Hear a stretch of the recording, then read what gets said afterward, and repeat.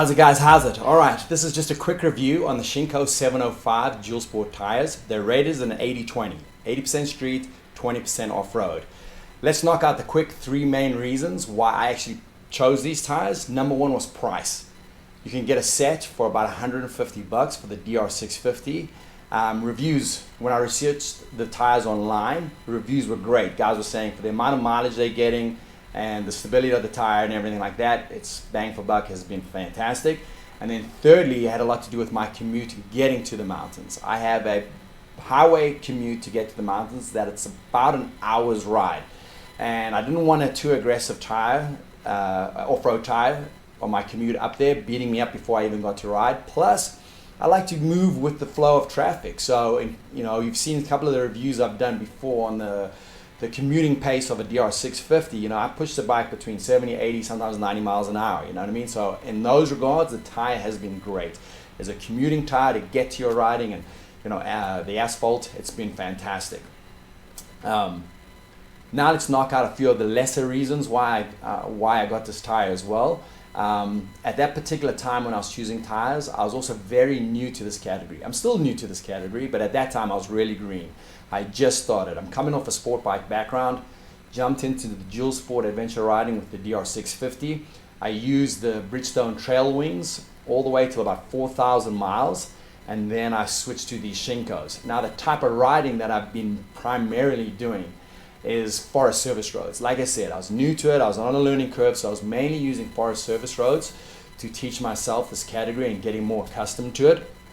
And now as time has progressed, I'm getting a little bit more aggressive with the off-road stuff. So I've been doing more two-way trails, some single track, and but overall, I actually like to mix my rides up completely.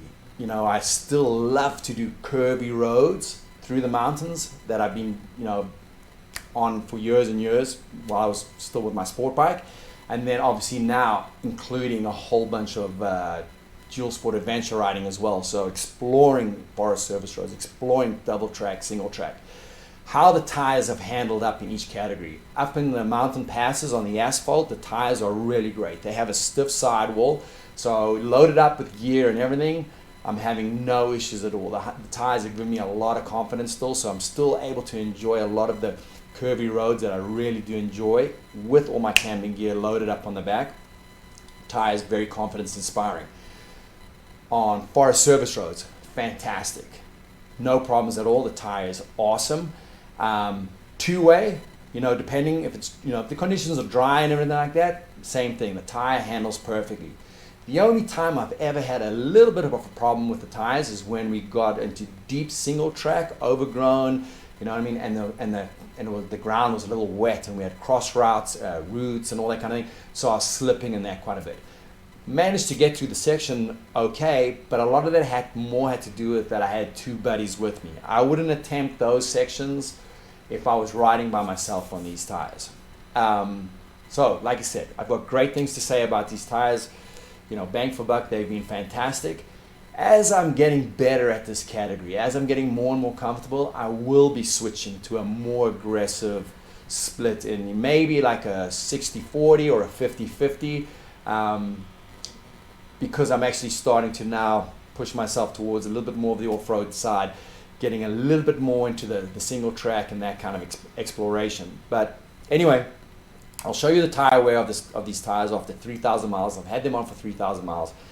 I run the PSI a little bit high, you know, just mainly because say tire wear on my commute up to the mountains on the freeway, the type of riding I've been doing through the mountains, and then the reason as well why I leave my PSI a little bit high on the off-road sections is that's primarily just to prevent potential punctures.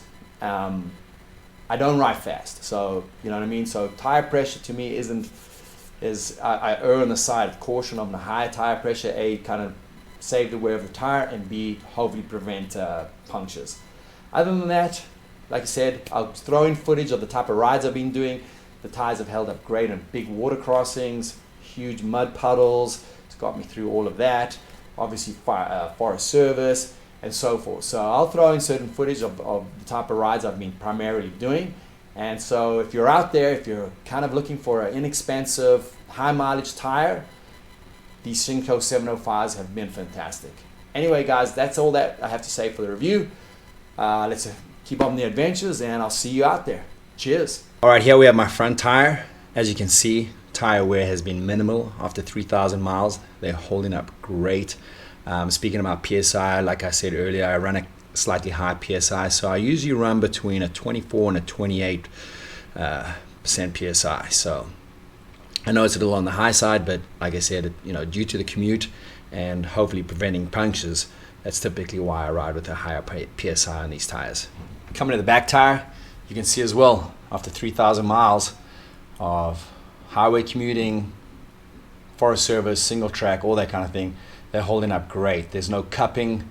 Like you said, I have an hour commute up that freeway, and there's no cupping, there's no flat spots yet. The grooves are still really deep on this back tire as well, so they're holding up great. Sidewall, integrity on the tire has been fantastic for when I am doing those curvy roads.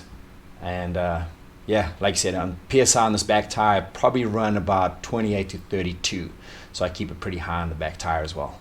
Anyway, let me just jump in and show you some footage of the rides, and that's a review on these SHINKO 705s.